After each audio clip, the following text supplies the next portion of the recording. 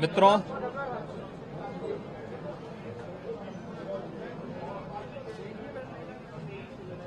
उत्तर प्रदेश विधानमंडल के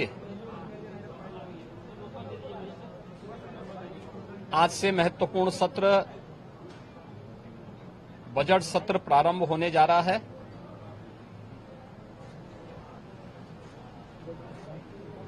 विधानमंडल के इस कार्रवाई में भाग लेने के लिए आए हुए सभी माननीय सदस्यों का मैं स्वागत करता हूं। वर्ष का जो प्रारंभिक सत्र होता है, यह राज्यों के अंदर महामहिम राज्यपाल जी के अभिभाषण से इस सत्र की शुरुआत होती है। इसके अलावा वर्ष भर के लिए राज्य सरकार का बजट भी इसी सत्र के दौरान पारित होता है। अन्य विधायी कार्यों के साथ ही जनहित से जुड़े हुए, राज्य के विकास से जुड़े हुए महत्वपूर्ण मुद्दों पर भी सदन में चर्चा होती है। आज विधानमंडल की कार्रवाई प्रारंभ होने के साथ ही महामहिम राज्यपाल जी का महत्वपूर्ण अभिभाषण संवेद सदन को महामहिम राज्यपाल जी के द्वारा अपने अभिभाषण के माध्यम से संबोधन होगा। इसके उपरांत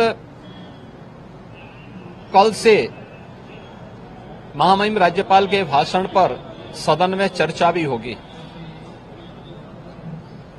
20 फरवरी को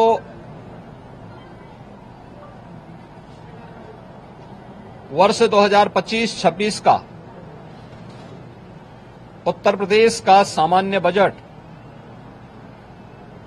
सदन में प्रस्तुत होगा। सदन 18 फरवरी से लेकर 5 मार्च तक के लिए प्रस्तावित किया गया है।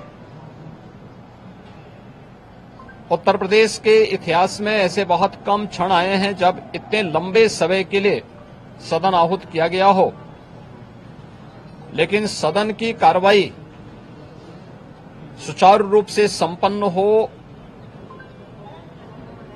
यह केवल सत्ता पक्ष का ही दायित्व नहीं होता है, बल्कि विपक्ष का भी उतना ही महत्वपूर्ण दायित्व बनता है। सदन चर्चा परिचर्चा का एक मंच बने। उत्तर प्रदेश के विकास को लेकर के डबल इंजन की भारतीय जनता पार्टी की सरकार ने पिछले लगभग 8 वर्ष के अंदर जो प्रतिमान स्थापित किए हैं, वह अभूतपूर्व है।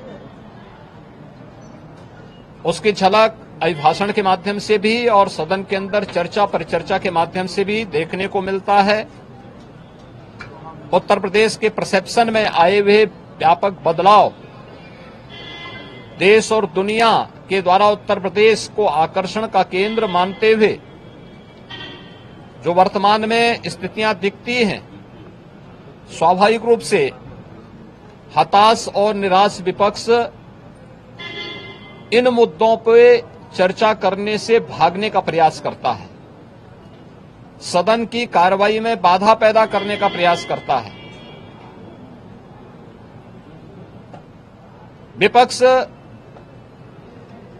अगर सार्थक चर्चा को आगे बढ़ाने में मदद करेगी तो मेरा अनुमान है कि यह एक बहुत अच्छा सत्र, बजट सत्र हो सकता है, जिसमें अगले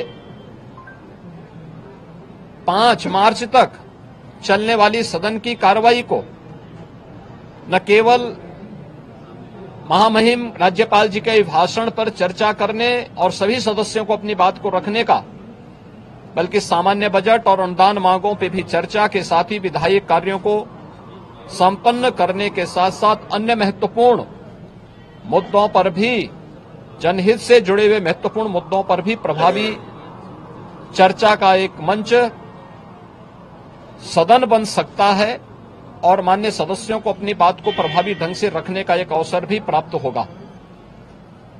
हम उम्मीद करते हैं कि हार की हताशा से परेशान विपक्ष अपनी इस खुन्नस को सदन पर नहीं उतारेगा। सदन की कार्रवाई को सुचारू रूप से संचालन करने में एक सकारात्मक योगदान की हम अपेक्षा करते हैं और मैं सरकार की तरफ से आश्वस्त करता हूं कि जिस भी मुद्दे पर,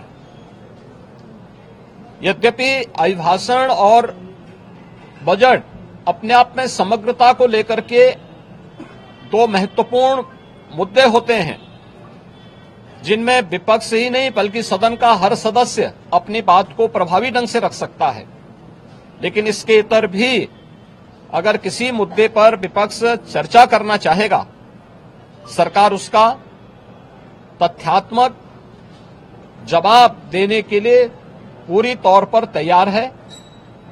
लेकिन हम चाहते हैं कि एक सार्थक चर्चा का मंच सदन बनने चाहिए।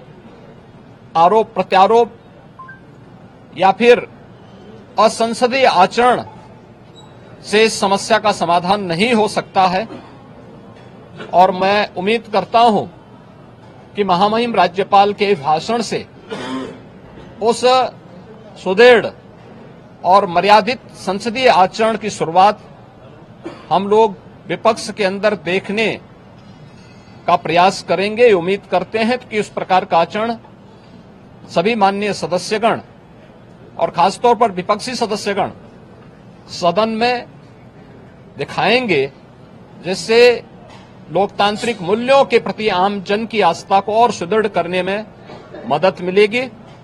मैं एक बार फिर से बजट सत्र के शुभारंभ के अवसर पर आज उत्तर प्रदेश विधानमंडल के जो कार्रवाई प्रारंभ होने जा रही है कुछ ही देर में, इसमें भाग लेने के लिए आए हुए सभी माननीय सदस्यों का हृदय से स्वागत करता हूं।